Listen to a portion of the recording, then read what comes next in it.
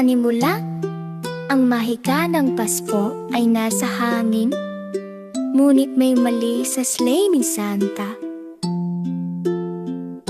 Pumasok si Mimi upang iligtas ang araw.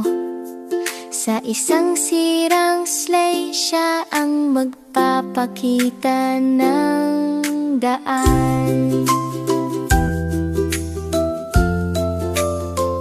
Ang sleigh ay bumagsak, nawalan ng kislap. Tumatakbo si Mimi upang matuklasan ang hindi niya alam.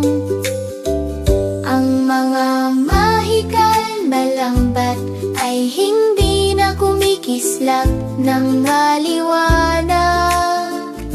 Kailangan niyang hanapin ang pinagmulan bago magdapo ang gabi. Tinatawag niya ang kanyang mga kaibigan upang tumulong sa paghahanap.